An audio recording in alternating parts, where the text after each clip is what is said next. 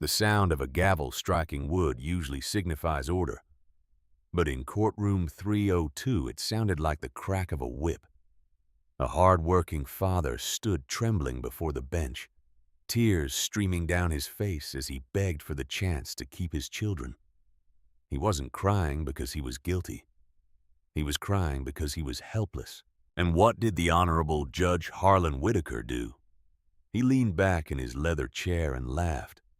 He mocked a man's pain in front of a full gallery, but the judge's arrogance had blinded him. He was so busy enjoying his power trip that he didn't hear the heavy oak doors at the back of the room creak open. He didn't see the figure stepping out of the shadows, someone who wasn't just there to watch, but to end Whitaker's career forever. The hunter was about to become the prey. The fluorescent lights of the county courthouse hummed with a low, irritating buzz that seemed to drill directly into David Morrison's skull. He stood behind the defendant's table, his large hands gripping the back of the cheap wooden chair, until his knuckles turned the color of ash. He was wearing his only suit, a charcoal gray two-piece he had bought at a thrift store years ago for his mother's funeral. It was tight across the shoulders and the sleeves were a fraction too short, revealing the frayed cuffs of his white dress shirt. David was a big man, broad-shouldered from years of laying brick and pouring concrete. But in this room, under the gaze of Judge Harlan Whitaker, he felt microscopic. "Mr. Morrison?" Judge Whitaker sighed, removing his wire-rimmed spectacles and rubbing the bridge of his nose.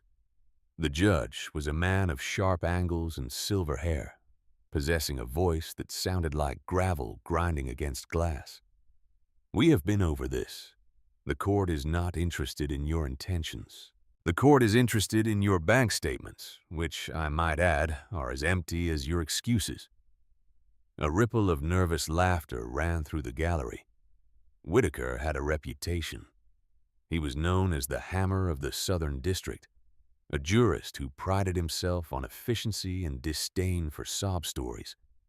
He treated his courtroom like a personal stage where he was the star, the director, and the critic.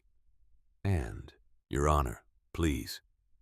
David's voice cracked. He hated how weak he sounded. "I have the money now. The check from the contracting gig had cleared. I can pay the child support right now. I just need you to lift the hold on my driver's license so I can get to the job site. If I can't drive, I can't work. If I can't work, I can't pay." "It's a circle, sir." Whitaker put his glasses back on and peered down at David with a look of theatrical boredom. He picked up a file and dropped it, letting it slap loudly against the bench. "It is not a circle, Mr. Morrison. It is a spiral. A downward spiral of your own making." Whitaker sneered. "You missed several months in my court. That is not a mistake. That is a lifestyle choice. You people always seem to find money for other things, don't you? Rims, sneakers. But when it comes to your children, suddenly the well is dry." The racism was thinly veiled, wrapped in the plausibility of the deniability of judicial discretion. But it hit David like a physical blow. He wasn't spending money on rims. He was spending it on his mother's medical bills before she passed. And then her funeral. He was eating instant noodles so his daughters could have new school uniforms. I don't buy those things, sir," David whispered, his eyes burning. The pressure behind him was immense. He hadn't slept. The fear of losing his visitation rights, of his ex-wife taking the girls to another state, was a living thing clawing at his insides. "Speak up," Whitaker barked. "I can't hear you over the sound of your incompetence." That was the breaking point. A single hot tear escaped David's right eye and tracked through the dust on his cheek. Then another. He tried to sniff it back to maintain some shred of dignity, but his shoulders began to shake. The stress, the grief, the sheer exhaustion of trying to do right in a system designed to make him fail It all came crashing down. David Morrison, a man who could lift hundreds of pounds of concrete without a grunt, lowered his head and began to weep. It wasn't a loud sob. It was a silent, convulsing shudder of a man who had reached the end of his rope. The courtroom went silent. The court reporter, a kindly woman named Mrs. Evelyn Carter, stopped typing and looked down at her hands, uncomfortable. Even the bailiff, Deputy Ray Coleman, shifted his weight and looked away, unable to watch the raw display of despair. But Judge Whitaker didn't look away. He leaned forward, a smile creeping across his thin lips. "Oh, look at this." Whitaker chuckled, the sound dry and devoid of warmth. He spoke into the microphone so his voice boomed through the room. "We have a performance today, ladies and gentlemen. Mr. Morrison has decided that if he cannot pay with currency, he will pay with salt water." The judge laughed. It was a sharp, barking laugh. "Boo! Who? Do you need a tissue, Mr. Morrison? Or perhaps a violin?" David didn't look up. He couldn't. The humiliation was a physical weight pressing him into the floor. "Look at him," Whitaker continued, gesturing to the weeping man. A grown man, crying like a child who dropped his ice cream. "It's pathetic. It is absolutely pathetic. You think this display earns you sympathy? In my court, it earns you contempt." Whitaker picked up his gavel, twirling it like a toy. "I'm denying your motion to reinstate your license. In fact, I'm finding you in contempt of court for wasting my time with these theatrics. 30 days in county. Maybe that will dry your eyes." The gavel raised. David gasped, his head snapping up, terror replacing the sorrow. Jail for crying? He would lose the job. He would lose the girls. "No, please," David begged, his hands reaching out. "Goodbye, Mr. Morrison." Whitaker grinned, savoring the moment. The judge's arm began to descend. He was looking at David, his eyes gleaming with malice. He was so focused on crushing the man before him that he didn't notice the atmosphere in the back of the room shift. He didn't notice that the murmurs in the gallery had silenced instantly, not out of respect for him, but out of shock. He didn't hear the heavy double doors swing open with a force that banged them against the back wall. The bang of the doors echoed like a gunshot, freezing Whitaker's hand in midair. The gavel hovered inches from the sounding block. The silence that followed was heavy, thick with sudden tension. Every head in the gallery turned. Deputy Coleman's hand instinctively dropped to his belt, but he didn't draw his weapon. He just stared, his mouth falling open slightly. Standing in the doorway was a man who looked like he had been carved out of granite and dressed by an Italian tailor. He was tall, well over 6 feet, wearing a navy blue 3-piece suit that cost more than Judge Whitaker's car. He held a leather briefcase in one hand and a folded newspaper in the other. He didn't look like a local lawyer. He didn't look like anyone who frequented the grime of the county municipal court. He looked like a shark entering a goldfish pond. The stranger didn't wait for permission to enter. He strode down the center aisle, his dress shoes clicking rhythmically against the linoleum floor. Click, click, click. The sound was precise, military, and terrifyingly calm. Judge Whitaker blinked, his irritation flaring. He hated interruptions. "Excuse me," Whitaker barked, trying to regain control of his theater. "This is a closed session. Who do you think you are bursting in here?" The man didn't stop. He didn't even look at the judge yet. He walked straight to the defense table, right up to David Morrison. David, still wiping tears from his face, looked up in confusion. The stranger placed the briefcase on the table and turned to David. His face, previously stoic, softened just a fraction. He reached into his pocket, pulled out a pristine white linen handkerchief, and pressed it into David's hand. "Dry your eyes, Mr. Morrison," the stranger said. His voice was a deep baritone, smooth and commanding. It carried to the back of the room without the aid of a microphone. "You have nothing to be ashamed of. The shame in this room does not belong to you." Whitaker's face turned a deep shade of crimson. "I'm going to have you arrested," he screamed, standing up. "Deputy Coleman, remove this man. I don't care if he's the Pope. Get him out of my courtroom." Deputy Coleman took a step forward, but the stranger finally turned to face the bench. He didn't shout. He didn't look angry. He looked amused. He held up a single hand, palm facing the deputy, and Coleman stopped dead in his tracks. "I wouldn't do that, deputy," the stranger said coolly. "Not unless you want to explain to the federal marshals parked outside why you interfered with an active investigation." The words hung in the air. Federal marshals? Whitaker froze. Investigation? What are you talking about? Who are you? The stranger smiled. It wasn't a nice smile. It was the smile of a predator who had cornered its meal. He walked toward the bench, stopping exactly at the bar that separated the lawyers from the judge. "You really don't recognize me, do you, Harlan?" the stranger asked, dropping the formalities. Whitaker bristled at the use of his nickname.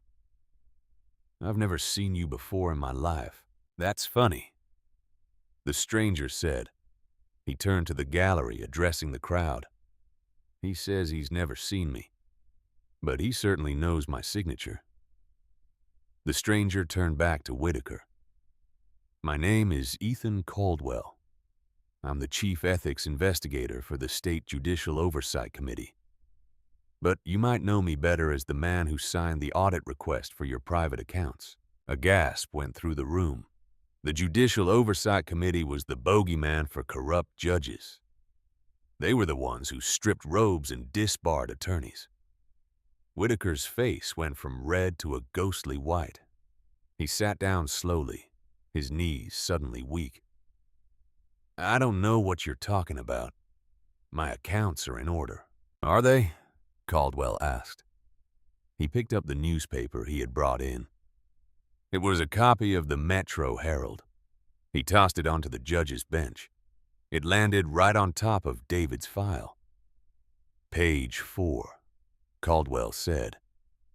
"Interesting story about a shell company called Whitaker Holdings purchasing real estate from defendants who appeared in this very courtroom. Defendants who were forced to sell their assets to pay fines that you levied." Whitaker's hands began to shake. That is slander. I will sue." "It's not slander if it's on a wiretap, Harlan," Caldwell said, his voice dropping to a dangerous whisper. "And it's certainly not slander when we have the co-conspirator in custody. Your brother-in-law, Frank, he's a chatty man when he's facing 20 years for racketeering. He's been talking to us. He told us everything." David watched, stunned. The handkerchief was clutched in his hand, forgotten. The man who had just been about to send him to jail for being poor was now shrinking into his chair, looking smaller than David had ever felt. "But that's not why I'm here right this second," Caldwell continued, pacing in front of the bench. "I'm here because of him." He pointed a finger at David. "Mr. Morrison?" Whitaker stammered. He is a nobody, a deadbeat dad." "Careful," Caldwell snapped. "You're talking about a witness." "Witness? David worked on your house last summer, didn't he?" Caldwell asked. "He poured the concrete for that new patio you paid for in cash. Cash that came from an envelope you received in the parking lot of a diner off Interstate 95. David's eyes widened. He remembered that job. He remembered the envelope. He hadn't known what it was at the time. He just thought the judge was rich. He remembered Whitaker handing him cash from a thick stack. and telling him to keep his mouth shut about the nice car that had dropped it off. Whitaker couldn't speak. Mr. Morrison is a hardworking citizen whom you have been systematically harassing because you were afraid he saw too much, Caldwell said. You suspended his license not to get child support, but to squeeze him, to scare him, to make him feel powerless so he wouldn't talk. You knew he was the only one who saw the face of the man who gave you that bribe. The courtroom was deadly silent. The revelation was heavy. Whitaker hadn't just been cruel. He had been covering his tracks. But you made a mistake, Harlan, Caldwell said, leaning in close. You laughed. You laughed at a man who was already down, and you did it on a live stream. Whitaker looked up, confused. Live stream? Caldwell pointed to the back of the room. Sitting in the last row, holding up a smartphone, was a young woman in a hoodie. She stood up. My name is Rachel, she said, her voice shaking but defiant. I'm a journalism student. I've been researching court bias for my thesis. I've been streaming this whole session on my channel. There are thousands of people watching you right now. Whitaker looked at the phone, then at Caldwell, then at David. The trap hadn't just sprung. It had snapped his leg in two. Now, Caldwell said, his voice hard as iron, I'm going to ask you one time. And think very carefully before you answer. Because the marshals are walking through those doors in moments. Do you want to vacate the contempt charge and reinstate Mr. Morrison's license voluntarily? Or should I add deprivation of civil rights under color of law to the indictment list right now? The silence in courtroom 302 was no longer the silence of fear. It was the silence of a held breath before a plunge. Judge Harlan Whitaker sat frozen, his hands still hovering near the gavel, his eyes darting between the camera phone in the back of the room and the imposing figure of Ethan Caldwell standing at the bar. For years, Whitaker had been the king of this castle. He had decided who slept in their own beds and who slept on a cot. He had decided who raised their children and who lost them to the state. He had come to believe he was untouchable, protected by the thick oak doors and the honorable title before his name. But as he looked at Caldwell, a man who radiated the kind of power that didn't need a robe to enforce, Whitaker realized his castle was built on sand, and the tide had just come in. Well, Judge, Caldwell asked, checking his watch, a heavy platinum timepiece that caught the light. I don't have all day, and I suspect the marshals are getting impatient. They hate waiting in the hallway. The coffee out there is terrible. Whitaker swallowed hard. His throat clicked audibly. He looked at David Morrison, the man he had been mocking only moments ago. David was still standing there, the white handkerchief clutched in his trembling hand, looking like a man who had just watched a firing squad lower their rifles. Whitaker's voice failed him. He cleared his throat, trying to summon the bluster that had served him for decades. This is highly irregular, Mr. Caldwell. If that is your name, you cannot simply barge into a court of law and dictate terms. I have a docket. I have proceedings. Your proceedings are a sham, Harlan. Caldwell cut him off, his voice slicing through the air. And to answer my own question, I think we'll go with option B. Caldwell turned toward the double doors and gave a sharp nod. The doors swung open again. This time, it wasn't a single man in a suit. It was 4 federal marshals in tactical gear, U.S. Marshals emblazoned in yellow, across their bulletproof vests. Leading them was a woman with a stern face and a badge clipped to her belt. Special Agent Michelle Grant. The gallery erupted. People jumped to their feet. Deputy Coleman, the bailiff who had been ready to tackle Caldwell earlier, wisely stepped back against the wall, raising his hands to show he was not a threat. He knew when the food chain had shifted. Agent Grant marched down the aisle, her boots thudding heavily. She didn't look at the audience. She didn't look at the camera. Her eyes were locked on Judge Whitaker. "Harlan P. Whitaker," she announced, her voice ringing with authority. "I have a federal warrant for your arrest." Whitaker stood up so fast his chair tipped over backward, crashing loudly against the wall behind the bench. "Arrest? On what grounds? This is preposterous. I'm a sitting judge." "You're a criminal suspect," Grant corrected him, rounding the bench. She didn't hesitate. She walked right up to the elevated platform where Whitaker stood.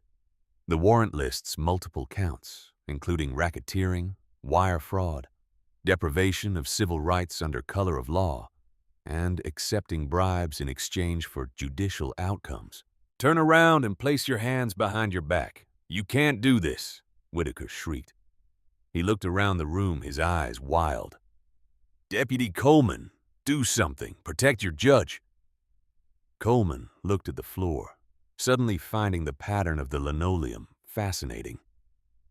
"Sorry, Your Honor," he mumbled. "Feds outrank me." Grant grabbed Whitaker's wrist. The judge flinched as if burned. "Get your hands off me," he spat. "Don't make me add resisting arrest to the list, Harlan." Caldwell called out from the floor, his arms crossed over his chest. "It's embarrassing enough as it is. Think of your legacy." Whitaker looked at Caldwell with pure venom. You set me up. You planned this." "I didn't plan for you to be a monster," Caldwell replied calmly. "I just turned on the lights. You did the rest." With a metallic click, the handcuffs were secured around Whitaker's wrists. The sound was distinct, louder than the gavel had ever been. Grant spun the judge around. "Let's go." As they led him down the steps from the bench, stripped of his power, Whitaker looked small. Without the height of the platform, he was just an angry, balding man in a black robe that suddenly looked like a costume. They marched him past the defense table. Whitaker's eyes locked onto David Morrison. "This is your fault." Whitaker hissed at David as he passed. "You and your pathetic crying. You think you've won. You're still a nobody. You're still broke." David stiffened. The old fear flared up for a second, but then he looked at the handcuffs. He looked at the fear in Whitaker's own eyes. The fear of a man who knows he's going to a place much worse than the one he sent others to. David stood up straighter. He took a deep breath. "I might be broke, Judge," David said, his voice steady for the first time that day. "But I'm going home to my kids tonight." "Where are you going?" The gallery gasped. Someone in the back shouted, "Oh, man!" Whitaker's face purpled, but Grant shoved him forward. "Keep moving." As they dragged the disgraced judge down the center aisle, the silence broke. It started as a low murmur, then applause. It wasn't polite applause. It was the raucous, cathartic cheering of people who had seen too much injustice in that room. Rachel, the journalism student, panned her phone to follow the judge, capturing every second of his humiliation for the thousands watching online. The doors closed behind them, leaving a vacuum of energy in the room. Ethan Caldwell stood alone in the center of the chaos. He turned slowly to David, who was still trembling, the adrenaline crash starting to hit him. "Mr. Morrison?" Caldwell said softly. David looked at him. "Sir, I don't know what to say." "Thank you." "I don't know who you are, but thank you." Caldwell smiled, a genuine, warm expression that transformed his sharp features. "Don't thank me yet, David. We have a lot of work to do. The judge is gone, but we still need to fix the mess he made of your life." The courtroom cleared out slowly. The court clerk, Mrs. Evelyn Carter, had declared a recess until a substitute judge could be found, effectively ending the day's docket. The spectators filtered out, buzzing with excitement, sharing the video clip that was already going viral. David sat back down in his chair, his legs feeling like jelly. He put his head in his hands. The relief was so intense it felt like physical pain. He wasn't going to jail. "Here," a voice said. David looked up. Caldwell was holding out a bottle of water. He had pulled it from his briefcase. "Drink," Caldwell ordered gently. "You're in shock." David took it and drained half the bottle in one gulp. "Mr. Caldwell, that stuff you said about the concrete job, the envelope, how did you know?" Caldwell pulled up a chair and sat next to David, treating him not like a defendant, but like a peer. He crossed his legs and dusted off his trousers. "I've been investigating Harlan Whitaker for months." Caldwell explained. "We knew he was taking kickbacks from private detention centers. We knew he was funneling construction contracts to his brother-in-law. But we needed a link. We needed someone who had been physically present during a transaction, but wasn't part of the criminal inner circle." Caldwell looked at David intensely. "We found your invoice, David, for the patio. It was the only honest invoice in a stack of fake ones. You charged him for materials and labor, fair and square. But on the day you poured that concrete, our surveillance showed a man named Victor Malone, the Spider, dropping off a package." David nodded slowly, the memory surfacing. The guy in the black sedan. Fancy suit scared me. He tossed the envelope on the table and told the judge, "The investment is maturing nicely." "Exactly," Caldwell said. "The judge panicked when he realized you were still in the yard. He thought you heard too much. That's why he targeted you. He wanted to discredit you.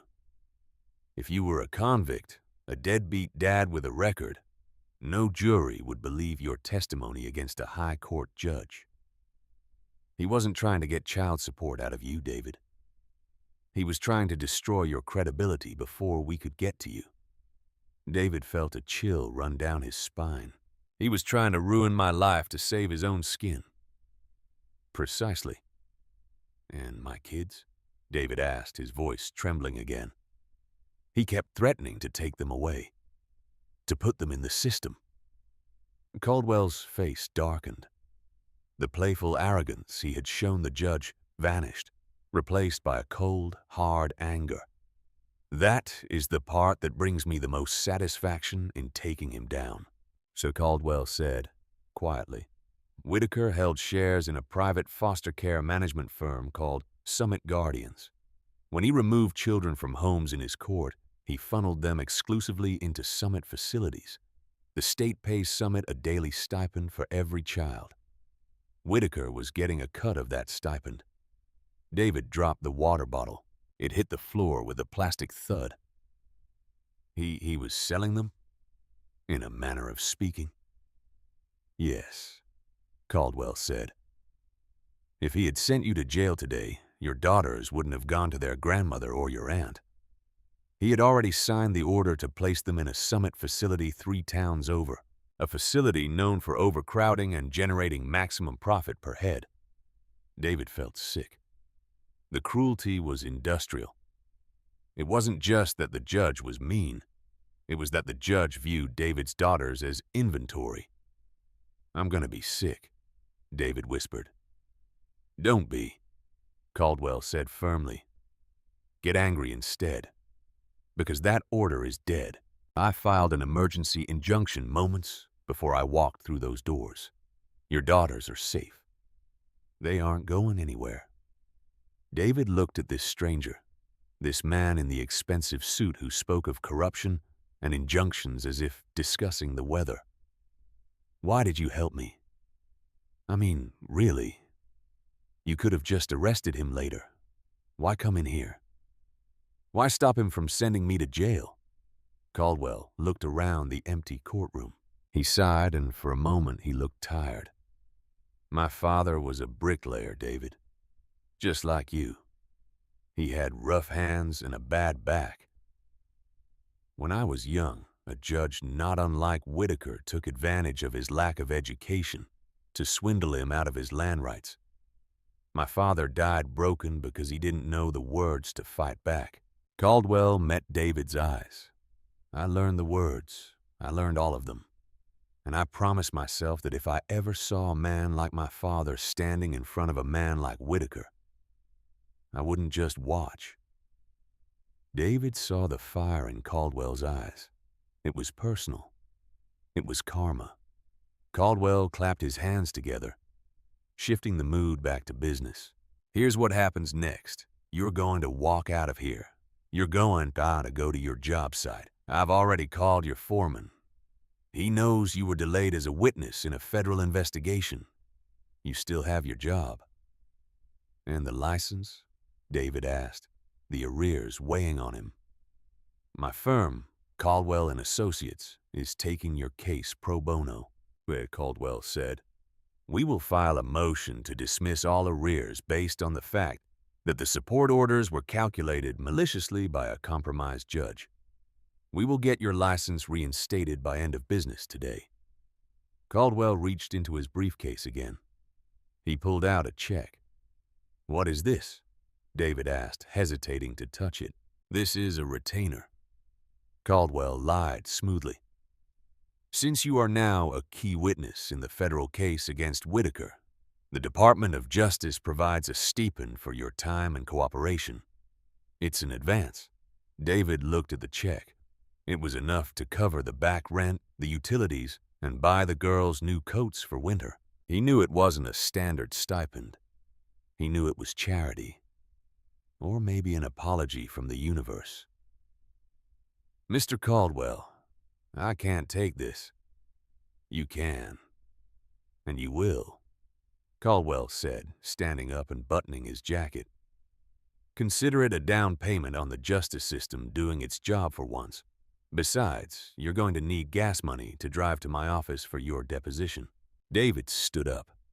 He towered over Caldwell in height, but he felt he was looking up at a giant. He extended his hand. Thank you. I swear I'll pay it back or pay it forward. Pay it forward, Caldwell said, shaking his hand firmly. Now go get your kids. David grabbed his things. He felt light, weightless. He walked toward the back of the courtroom. Just as he reached the doors, he turned back. Hey, Mr. Caldwell. Yes, David? What's going to happen to him? Whitaker? Caldwell was packing his briefcase. He paused and looked at the empty judge's chair, then at the seal of the state hanging crookedly on the wall. Let's just say he's about to find out that in federal prison, nobody cares about your title. They only care about your character, and he is bankrupt in that department. David smiled, a real wide smile, and pushed the doors open. The sun outside was blindingly bright. The video of Judge Harlan Whitaker laughing at David Morrison had been viewed millions of times. The hashtag Judge Whitaker was trending globally, a digital scarlet letter that no amount of PR could scrub away. David sat at his small kitchen table, staring at his two daughters, Lily and Grace, as they colored in their coloring books. The house was quiet, peaceful in a way it hadn't been for months. The constant knot of anxiety in his stomach, the fear of a knock at the door from Child Protective Services was finally loosening. But the peace was shattered by a frantic pounding on the front door. David's heart jumped. He motioned for the girls to stay put and walked to the door. He peered through the peephole and sighed. It was Nicole, his ex-wife. He opened the door and Nicole stormed in like a hurricane. She looked disheveled, her eyes darting around the room as if looking for hidden cameras. You think you're smart, don't you? She spat, throwing her purse onto the sofa. You think because some fancy lawyer in a suit made a scene that you've won. David closed the door slowly. Nicole, keep your voice down. The girls are right there. And yeah, I think I won. I didn't go to jail. I kept my job. I kept the kids. That's a win in my book." Nicole laughed, a shrill, nervous sound that reminded David uncomfortably of Judge Whitaker.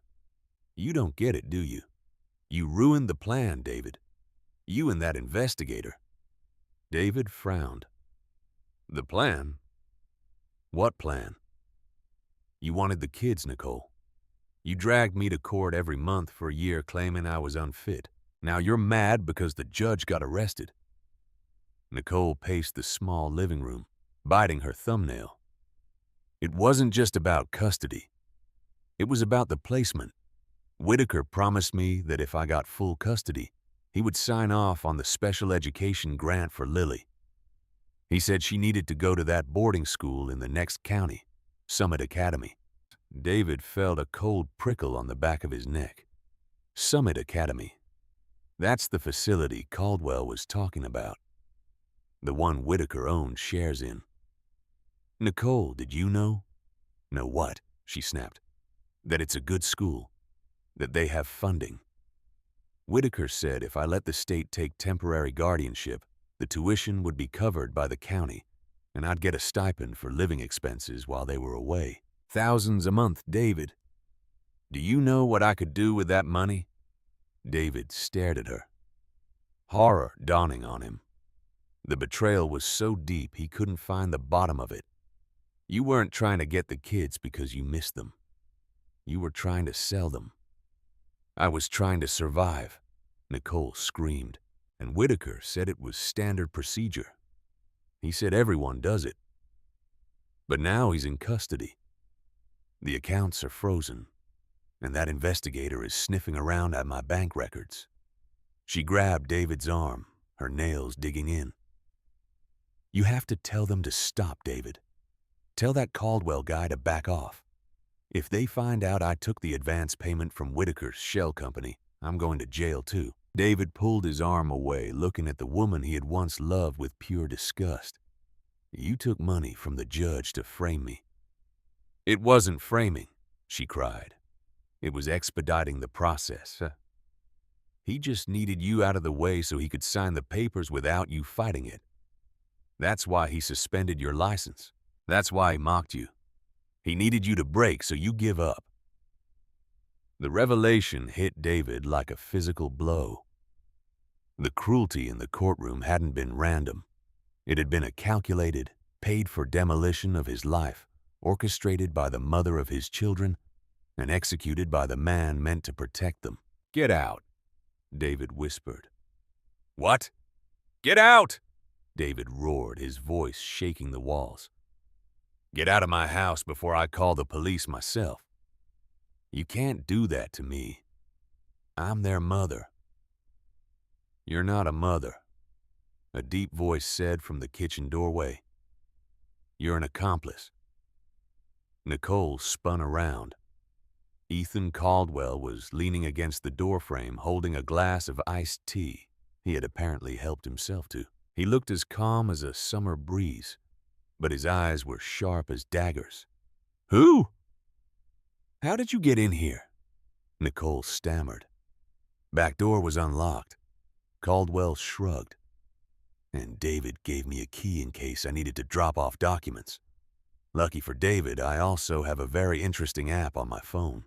It records conversations. In this state, it's a one-party consent state. And since David is a party to this conversation," Caldwell held up his phone, the red recording light pulsing. "We have everything we need." Nicole's face went pale. She looked from David to Caldwell, realizing the walls were closing in. "You set me up," she hissed. "No, Nicole," Caldwell said, stepping forward. "You set yourself up the moment you cashed a check from Whitaker Holdings. Did you really think we wouldn't find the wire transfer? We already have Whitaker's ledger. Your name is right there next to asset acquisition. Morrison Children." Nicole gasped. "Asset acquisition? That's what Whitaker calls them," Caldwell said coldly. "He doesn't see children. He sees units of currency, and you helped him."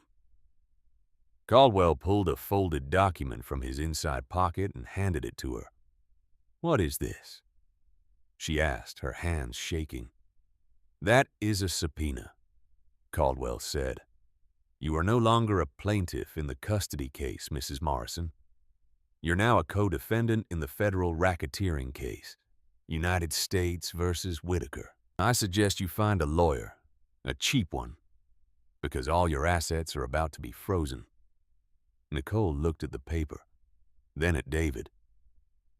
She saw no sympathy in his eyes, only a profound, heartbreaking disappointment. She turned and ran out the door, the sound of her sobbing fading down the hallway. David sank into a chair, burying his face in his hands. "I can't believe it. I knew she was selfish, but selling our kids." Caldwell walked over and placed a hand on David's shoulder. "Greed makes people do terrible things, David. Whitaker is a predator who learned how to monetize desperation. He found people like Nicole who were desperate for money, and people like you who were desperate for their kids, and he played you against each other." "Is it over now?" David asked, looking up. "Is he done?" Caldwell's expression tightened.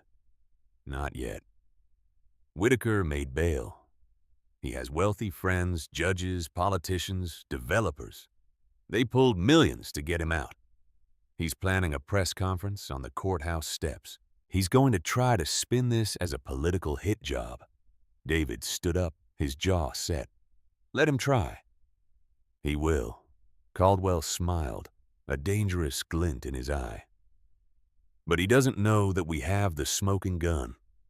And we're not just going to interrupt his speech. We're going to end his life as he knows it." The steps of the county courthouse were swarming with reporters. News vans from every major network were parked 3 deep on the street.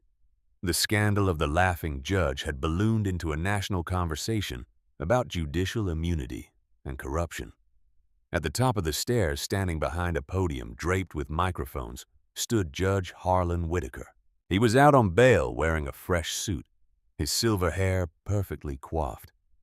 Beside him stood his lawyer, a shark-like man named Richard Sterling, known for getting high-profile criminals off on technicalities. Whitaker looked confident, arrogant even. He adjusted the microphones and looked out at the sea of cameras. "Ladies and gentlemen," Whitaker began, his voice booming with its familiar condescending timbre. "Thank you for coming. What you have seen is a coordinated attack on the integrity of this court. The video you saw was edited, taken out of context. I was not laughing at Mr. Morrison's pain. I was laughing at the absurdity of his lies." A murmur went through the crowd. Reporters scribbled furiously. "The man who calls himself Ethan Caldwell is a fraud." Whitaker continued, pointing a finger at the camera. "He's a political operative sent to destabilize our district. There is no kids for cash scheme. There is no corruption. I have served this county for decades with honor. I am the victim here." Whitaker was good. He was selling it. He had the gravitas, the voice, the look of an aggrieved elder statesman. In the crowd standing near the back, David watched, his fists clenched. "He's lying," David whispered. "He's lying through his teeth. Wait for it." Caldwell whispered back. He was standing next to David, checking his watch.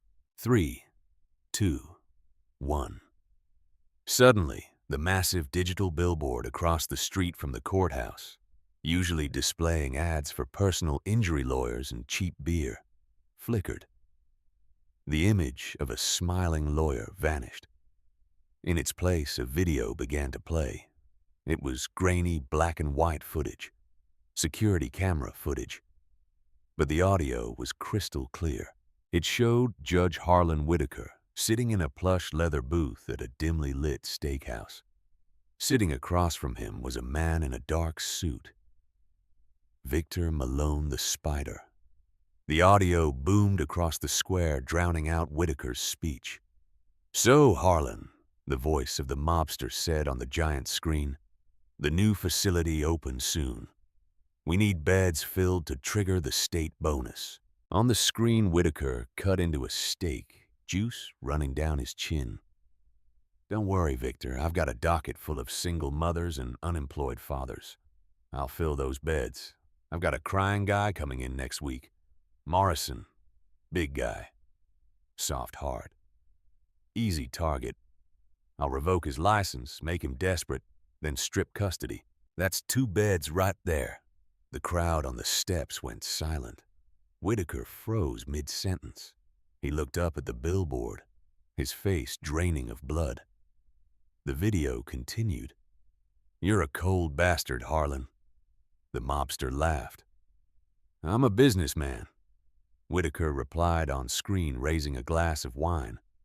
And business is booming to the orphans of the state. Long may they suffer so we may profit. They clinked glasses. The silence on the courthouse steps was broken by a collective gasp of horror. Then, a roar. It wasn't applause this time. It was rage. You monster! Someone screamed from the crowd. A water bottle was thrown, landing near Whitaker's feet. Whitaker panicked. He backed away from the podium. That is a deep-fake AI. It's not real. It is real. Caldwell's voice cut through the noise. He had hooked a megaphone to his belt. He stepped onto the bottom of the stairs, David right beside him. That video was submitted into evidence. Caldwell shouted, authenticated by the FBI. And do you know who gave it to us? Your friend Victor. Turns out he records his meetings for insurance. He cut a deal. Whitaker looked at his lawyer, Sterling. Sterling was already closing his briefcase. I can't defend this, Harlan. I'm out.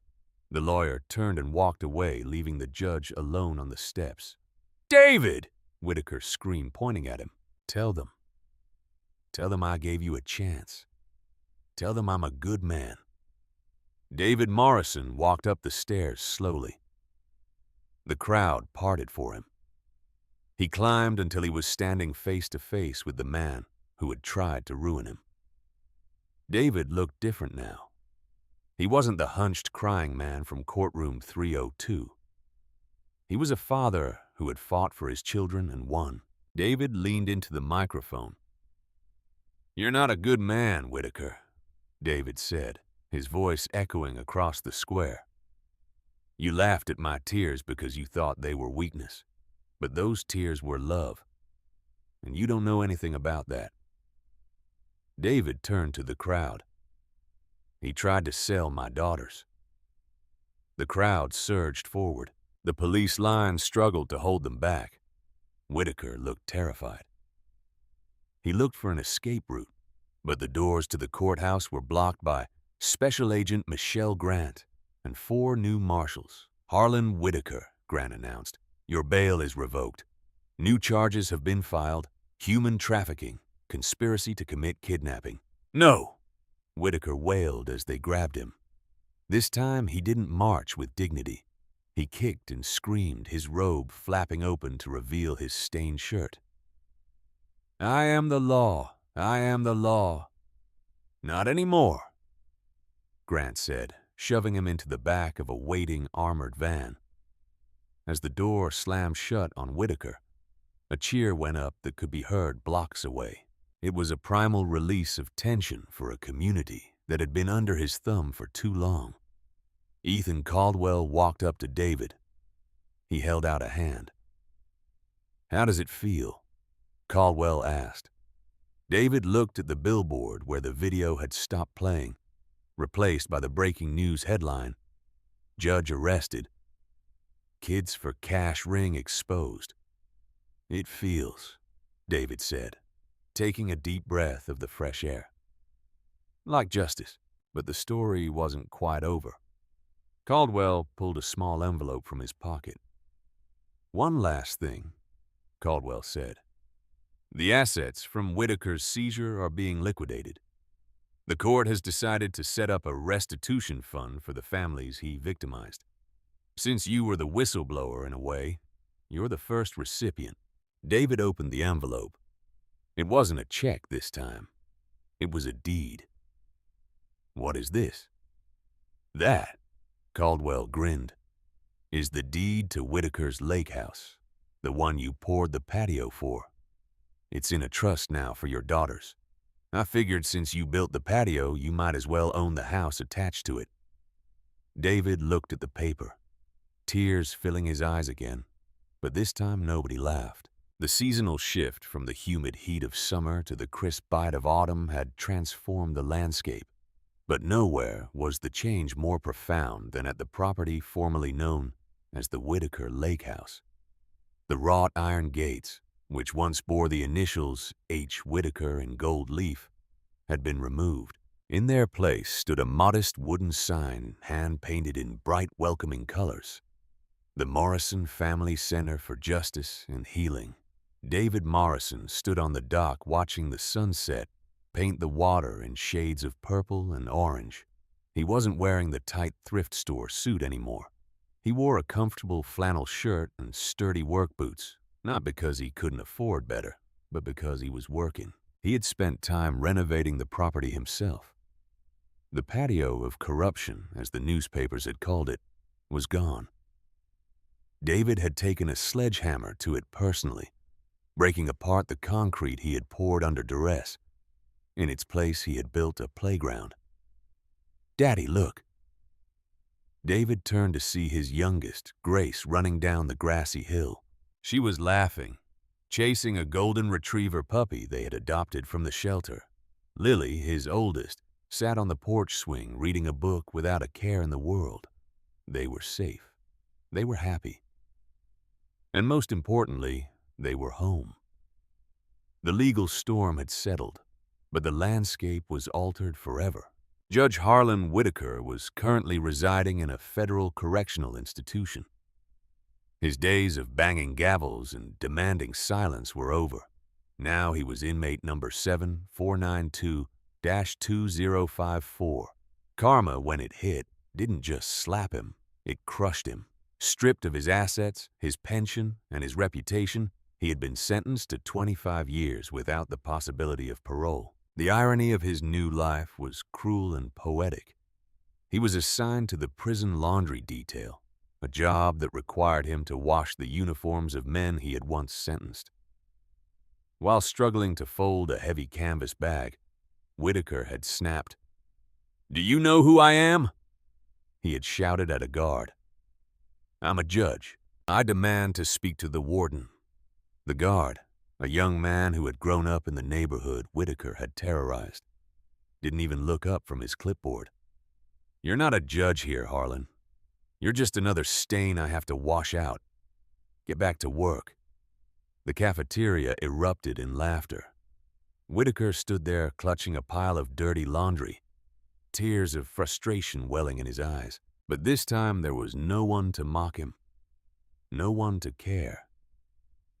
He was alone in a crowd of his own making.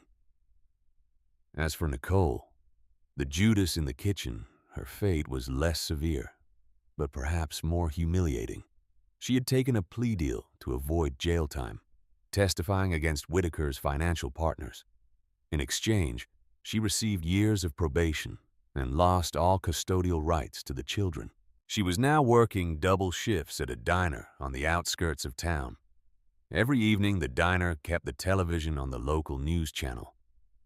And every evening, she had to watch as reporters covered the success of the Morrison Act. A new state law passed in the wake of the scandal that mandated independent audits of all family court judges. She wiped tables watching David, the man she had called a loser, shaking hands with the governor on TV. He looked strong, dignified. He was a hero, and she was just the woman who refilled the ketchup bottles. She had chased the money and lost the gold. Back at the lake house, a black sedan pulled up the gravel driveway. It wasn't the ominous car of a mobster this time. It was Ethan Caldwell. The investigator stepped out carrying a bottle of champagne and a thick file folder. "David," Caldwell called out, walking down to the dock. "Ethan." David smiled, gripping the man's hand. "I told you, call me David. You saved my life. I think we're on a first-name basis." "Old habits." Caldwell grinned.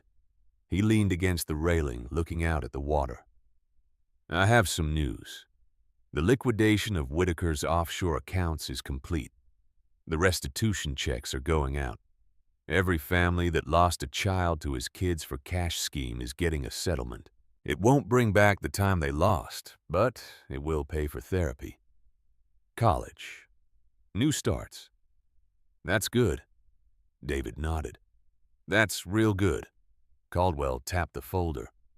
"The Bar Association wants you to speak at their annual ethics conference. Keynote speaker." David laughed, a deep rumbling sound that scared a nearby duck into flight. "Me? A bricklayer telling lawyers how to do their jobs? Who better?" Caldwell said seriously. "You reminded the world that the law isn't about statutes and loopholes. It's about people." You stood up when everyone else sat down. David looked at his daughters playing in the twilight. He thought about the fear that had almost consumed him in courtroom 302. He thought about the tears that were laughed at. "You know," David said softly, "Whitaker was right about one thing." "What's that?" "It is a circle," David said, "but not the way he thought. He put out hate, and it circled back to destroy him. I put out love for my girls, even when I was broken, and it circled back to save me. It always comes back." Caldwell popped the cork on the champagne. It landed in the water with a splash. "To the circle," Caldwell toasted. "To the circle," David replied, clinking his glass. As the sun dipped below the horizon, casting long shadows across the peaceful water, the ghost of courtroom 302 finally faded. The gavel had fallen. The verdict was in. And for the first time in a long time, justice hadn't just been blind. It had been kind. And that, ladies and gentlemen, is the story of how one arrogant laugh brought down an entire empire of corruption. Judge Whitaker thought David Morrison's tears were a sign of weakness, but he forgot that the most dangerous man in the world is a father with nothing left to lose. In the end, this story reminds us of one of life's most profound truths. Never underestimate the quiet strength of a father's love. When David Morrison stood in that courtroom, broken and tearful, the world saw weakness. But what Judge Harlan Whitaker failed to understand is that those tears weren't a sign of defeat. They were the purest expression of a man fighting with everything he had for the children who meant the world to him. In our darkest moments, when the system seems stacked against us and hope feels impossibly far away, it's that fierce, unwavering love that becomes our greatest power. It may look like vulnerability, but it carries the kind of strength that can topple empires of corruption and bring even the mightiest tyrants to their knees. True justice doesn't always arrive with thunderous fanfare. Sometimes it begins with a single tear, a quiet act of courage, and the refusal to give up on what matters most. David's journey teaches us that no matter how heavy the burdens we carry, how empty our pockets may feel, or how loud the laughter of those who mock us, love for our family can rewrite the ending. It can turn pain into purpose, humiliation into victory, and brokenness into a legacy of healing. Never let anyone convince you that your tears make you weak. They just might be the very thing that saves everything you hold dear. If this story touched your heart the way it touched mine, drop a comment below and tell me, what's one moment in your life when love gave you the strength to keep fighting? I read every single comment, and your stories truly inspire me. If you believe in standing up for what's right and want more powerful, emotional tales like this, hit that like button. It really helps the channel grow. And subscribe while you're at it. Turn on the notification bell so you never miss a story that might just remind you how strong you really are. Thank you for watching. Stay kind, stay strong, and always fight for the ones you love.